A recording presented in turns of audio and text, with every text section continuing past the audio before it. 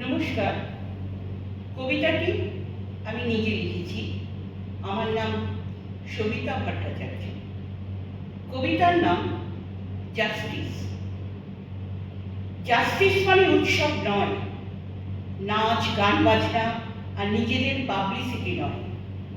Justice মানে হাততালি আর হাসপাতালে রোগীদের মৃত্যু নয়। মৃত্যু শোককে শঙ্খধ্বনি দিয়ে উৎসবে পরিণত করা নয়। ধর্মতলার ধর্ণা মঞ্চ থেকে প্রত্যেকের ভাষণে ধর্ষণ ধর্ষণ ধর্ষণ বলে চিৎকারে নারী জাতিকে লজ্জায় ফেলা নয়। নতুন প্রজন্মকে লালসায় পরিণত করা নয়।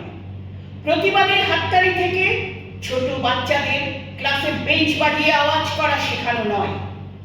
জাস্টিস মানে ন্যায় বিচার, সত্যের প্রকাশ। অনেক হলো মিটিং মিছিল, অনেক হলো শোক। এবার নেই বাঁচার দায়ে যুদ্ধটা তোর একাই হোক। পোশাকে রাখিস সভ্যতা, চলনেও রাখিস সভ্যতা। ঘুমের সময় দরজা বন্ধ রাখিস। খোলা ঘরে শোয়ার মধ্যে থাকে না শালীনতা। পায়ে মল না পড়ে জুতোর নিচে পেরেক রাখ। বাড়লে বয়স নিয়ম করে শরীর চর্চায় থাক। এতেও যে তুই বাঁচবি এমন মিথ্যে কথা বলাও পা। যুগে যুগে পৃথিবীতে কিছু হয় না সাথে লড়াই করে বাঁচ। যতই বলি নারী পুরুষের সমান অধিকার, জন্মসূত্রে আমাদের ভগবান দেয়নি তার অঙ্গীকার। ঘরে ঘরে মেয়েরা নিষ্বুঝে এই সত্যতা। বিবর্তনে লিখতে গেলে অভিযোজন সার কথা। অনেক হলো মিটিং মিছিল, অনেক হলো শোক। এবার মেয়ে নিজের সুরক্ষা নিজেই বোঝ।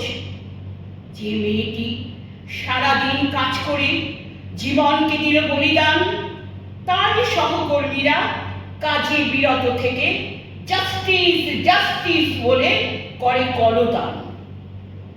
নেত্রী বলেন, ছোট ভাইরা আমার, গরিব রোগীদের কথা ভেবে তোমরা হাসপাতালে যোগদান করো। অন্যদিকে ধর্মতলার ধর্ণা মঞ্চ থেকে বলেন, আমরা আছি, তোমরা লড়ো লড়ো লড়ো। জাস্টিস মানে গদির লড়াই আর পদত্যাগের দাবি নয়। নিজেদের পথ যোগ্যতার সাথে অর্জন করো। এবার কাজের মাধ্যমেই সবাই প্রতিবাদ করো। নীরবতার সাথে মোমবাতি জ্বালিয়ে অন্ধকারকে মুছে ফেলে আলোর পথে চলো। এবারেও দুর্গা মায়ের উৎসব থাক।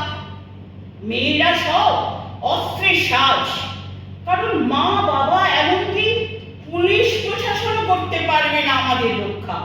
তাই নিজেই কর নিজের সুরক্ষা। জগৎ জননী দশভুজা মা আমার, তোমার মমতার ছায়ার নিচে আমাদের রাত। তুইও তো চাস মা সত্যের প্রকাশ আর ন্যায় বিচার। অনেক হলো মিটিং মিছিল, অনেক হলো শোক। সিবিআই আর কুৎসা ছড়ানোর সময় দেওয়া নয়, আর জনজীবনকে দুর্ভোগে ফেলা নয়।